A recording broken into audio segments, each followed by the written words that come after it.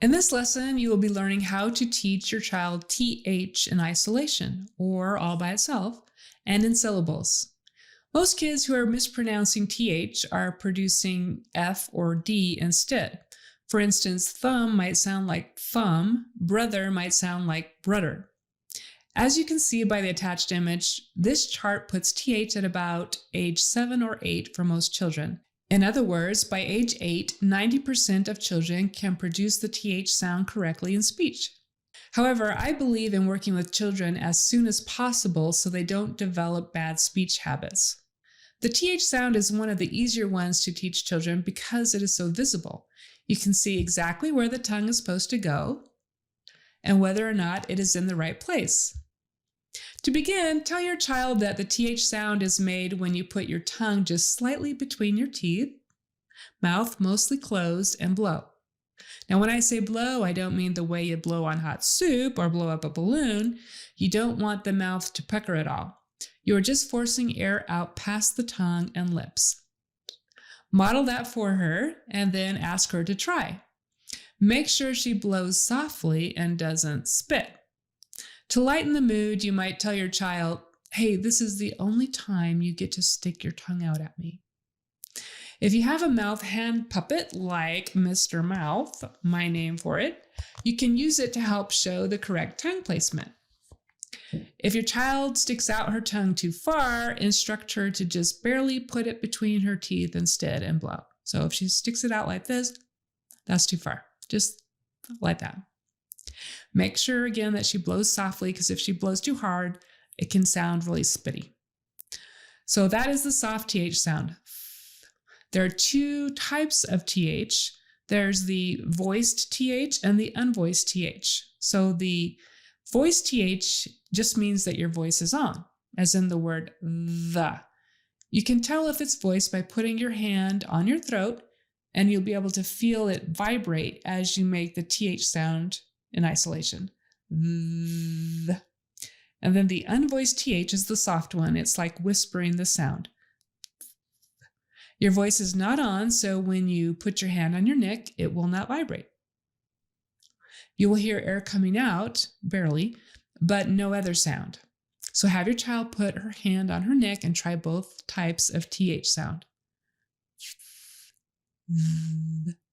This is a good teaching moment because there are many other sounds that have voiced and unvoiced versions like T, D, S and Z, P and B, K and G, and F and V.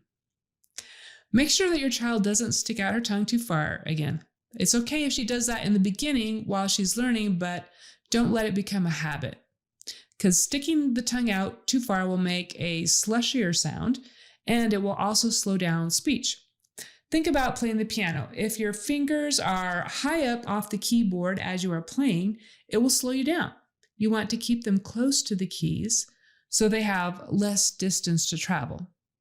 It's the same thing with speech. The shorter the distance that the tongue has to move, the faster and more articulate your speech can be. If your child continues to produce F by mistake, hand her a mirror and let her look at her mouth. Tell her not to let her teeth touch her lower lip. Keep the mood light, because if the habit is strong, she might get easily frustrated. I found it's helpful to immediately make an exaggerated, surprised "oh" as soon as she starts to make an F sound. I open my eyes wide and raise my eyebrows and make a silly face, and this can help them for two reasons. The first is that humor helps them to relax so they can stay in a good mood and keep trying. And then the second is that the sudden noise as soon as they do the wrong movement will startle them enough to hopefully break the habit, as long as you continue to do that. If your child is producing D instead of the voice TH, D for the, it is an issue of correcting tongue placement and tongue pressure. So tell her to move her tongue farther forward and down so that it is slightly between the teeth. The D sound is produced with the tongue up above the ridge of the upper teeth, up here. So it needs to come down for TH. Also, the D sound is a stop sound, which means that the air is being constricted between two surfaces before it can forcefully escape, making that loud, harsher sound, d, d. The two surfaces are the tongue and the alveolar ridge, d, d, or that's the area right where your top teeth meet the inside of your mouth. That's the alveolar ridge. I can show you with Mr. Mouth. See this area up here? Alveolar ridge. So your tongue pushes hard against that surface with the D sound, d. With the voiced TH sound, your tongue doesn't push very hard, and it's between your upper and lower teeth down here. It's a very light contact. So in addition to moving the tongue down between the teeth, you can tell your child to make it softer and lighter. Remember, her voice will be on for the voiced TH, as in the, versus the unvoiced TH, as in thumb. Sometimes the voiced TH might tickle a bit, so you can tell them that, because it kind of makes the upper lip vibrate.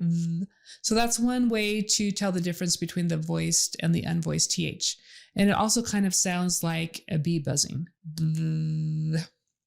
So continue to have her practice making both types of TH sounds in isolation, the soft and the loud. And soft means unvoiced and loud means voiced. She might catch on quickly, or it might take a few days. So be flexible and take breaks as needed. When your child can produce TH in isolation with 80% accuracy, and that's basically 4 out of 5 times roughly, you can start on syllables like thaw, thay, thee, thigh, tho, and thu, or for voice it would be thaw, they, thee, thy, tho, thu, thaw, they, thee, thy, tho, thu. Yeah. Okay, so for instance, you might start with the unvoiced TH and thaw. And it might help to use a mirror in front of both of you so you can watch each other. She can watch you, you can watch her, and compare the way you have your tongue. Make sure it's in between the teeth. So if you don't have a big mirror in front of both of you, you can at least give her a hand mirror to look at so she can look at herself.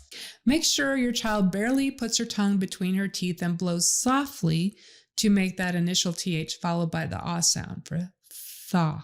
Try to make it fun and reward your child for any effort to produce the sound correctly, and practice this until she can successfully produce it 3 times. Then you can move on to the next syllable, they or thay, and do the same thing. You might find that some syllables are easier for your child to produce, and that's okay. You can come back to the harder ones later. Move on to as many syllables as you can, trying to get as many correct productions as possible. When your child can produce TH syllables correctly 80% of the time, you can move on to initial TH in words. From there, continue to work your way through all the TH levels as outlined in the How to Teach Your Child Speech course. You've got this.